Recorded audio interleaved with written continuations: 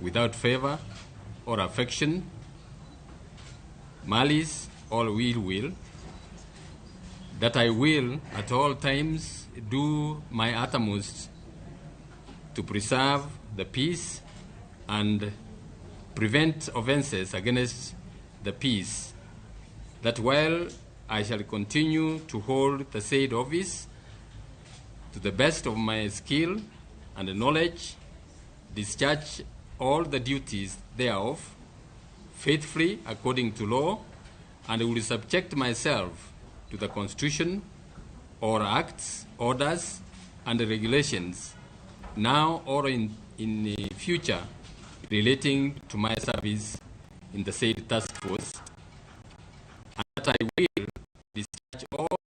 duties according to law without fear, favor, affection, or ill will. So help me God.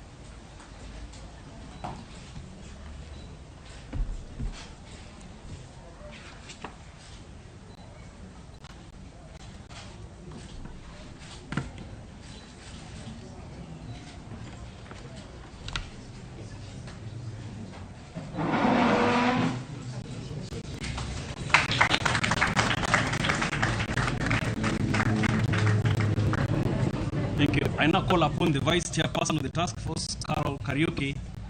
to take her out of office.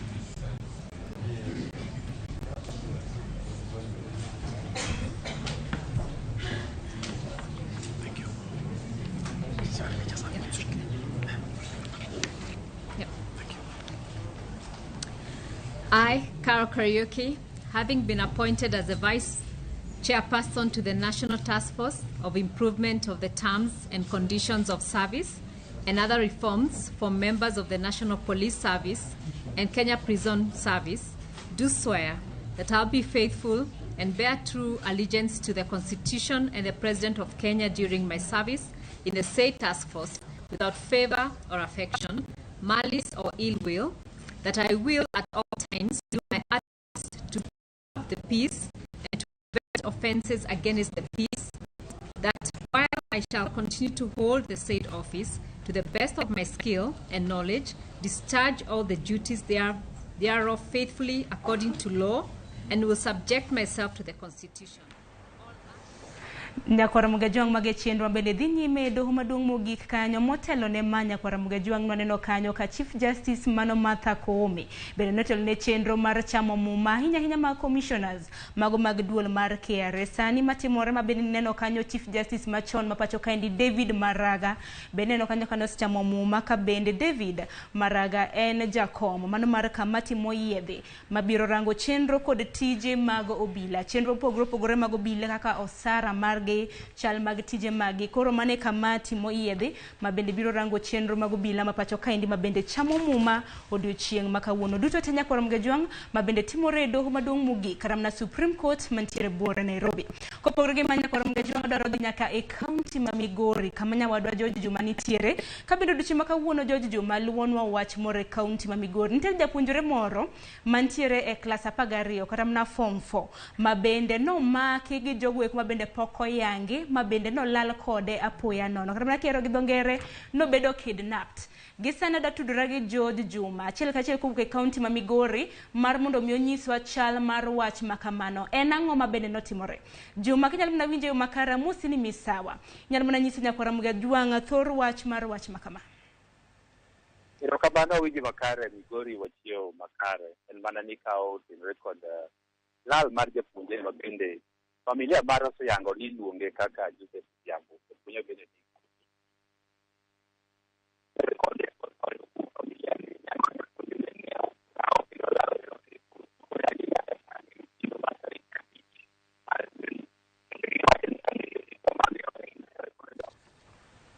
Nyakwara Mugajang wago ni mosa inya nyaka luore gi ng'ikruok mar duol ma bendo bedo kanyo mano jafwambo marwa George Juma kata mne seche mag migago obiro bedo kata na kolero ginero ma bende nokelo kata na en ang'o ma bende notimore ka bende nitiere nyathi moro mantiere klas 12 kata na form 4 ma bende gisani ndache ifuaro mana ka nyalo winjo George Juma.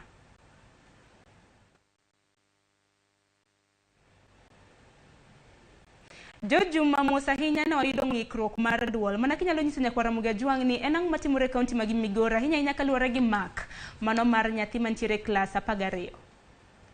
Erokamano winji makare kaka sewacho kaunti ma Migori wantiere makare kata kamano gima bende nyaka sani koro pod omako chuny jodak e gwengo mag mulo re sub county no mawendo kama bende nitie japuonjre ma sani bende nitie klas 12 kata form 4 e skul sekondar no mar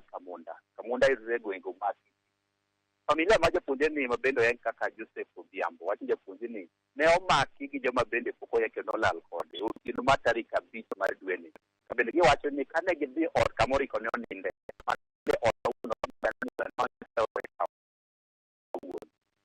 odno ne dho inon ni onge kabende gigo ka ediot kama nonde nitiere moko matin ma bende ne okuorore kabende gisik ni jonjore kata joma bende nyaka sani pok oyangi ema nobiro manokal mani olal nyaka kode kabende gimedo ni moko ma anyuola kata manowinjo gi kar sangu notieno winjo ka gima ne japuonj ne ywak kabende kane gidhi kanyo bang' sa achiel ka japuonj ni koro ne oselal kendo koro onge kabende nyaka sama wuoyni pok ing'e ni japuonj ni olal kode kodhi kama chal nade kabende kendo obila bende osiyango ni mae gima nyaka sani koro giluwo chieng' tich adek majuma mokalo afisas mag obila mowuok e sub county ma wendo ka otelni kod OCPD makanye ma Kiaspongo nochopo nyaka e familia no ka giwacho nyaka sani pok iyango ne gi jomagi to pod gi mar manyo ni mag manyalal kod japuonjre ni familia ni bende George Juma mano George Juma Nyakwara Mugajwang ma bende wawinjo yo makare kata bed ni nitiere ng'ikruok mar duol kanyo ka ne romo sach ma migago mano kono romo sa mana mar 7 mar odiochieng' Nyakwara Mugajwang George Juma biro bedo ka kelo ni ler ahinya mar japuonjre mantiere klas 12 ma bende nomaki gi jogo eko mapok oyangi e gwenge mag Awende kaunti ma Migori adenwache gi wach moro ahinya ka luore gi skunde sekondar ma Adundo kata na junior sekondar Nyakwara Mugajwang tarik 30 mano mar dwe ni en odiochieng' ma bende jopuonjre ma heo 1.2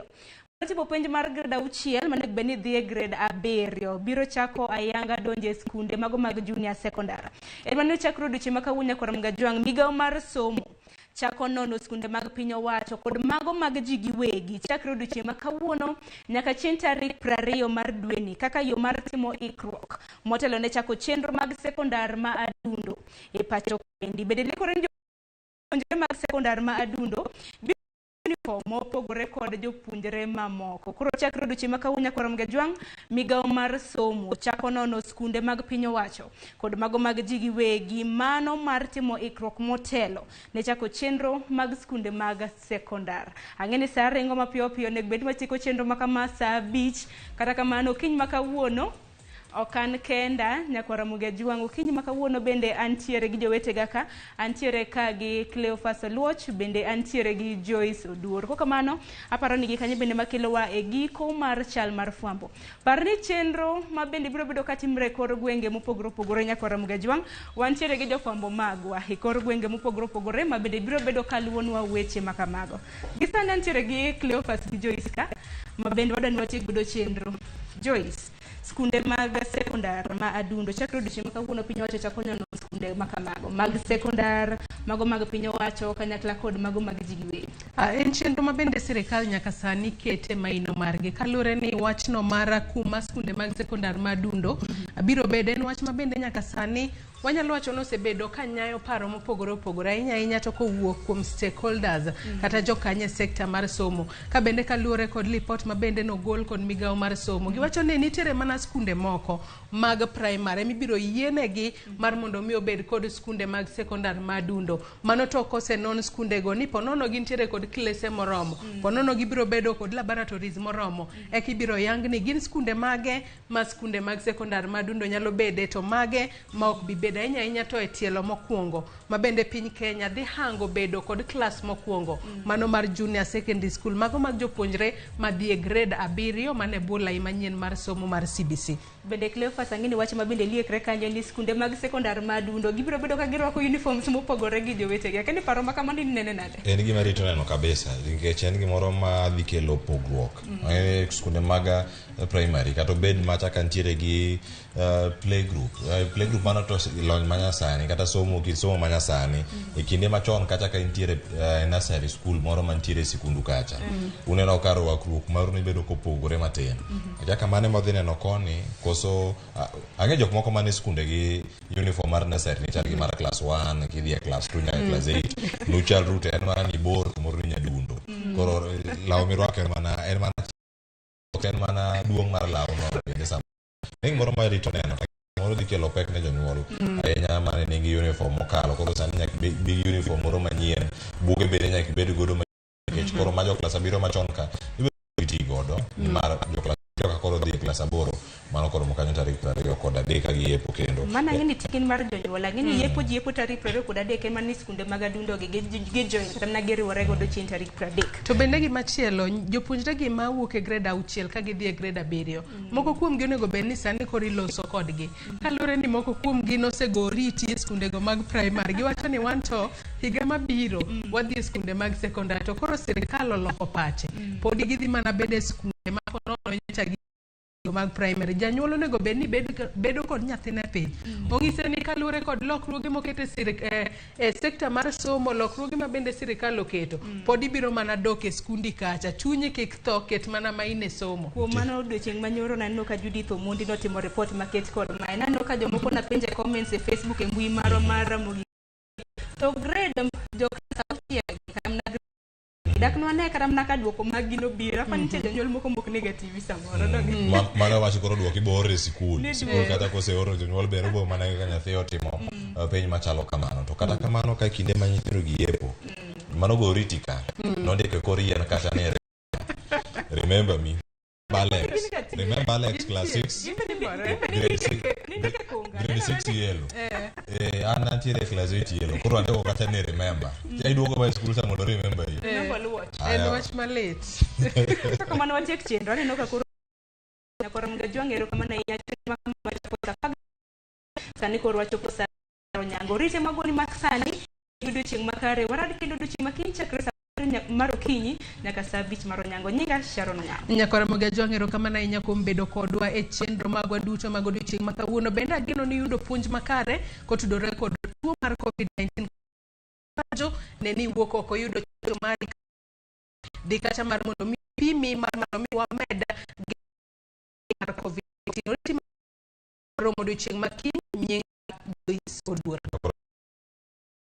nade magikale ono county manyamira magisi achetane magikale waketo gi alam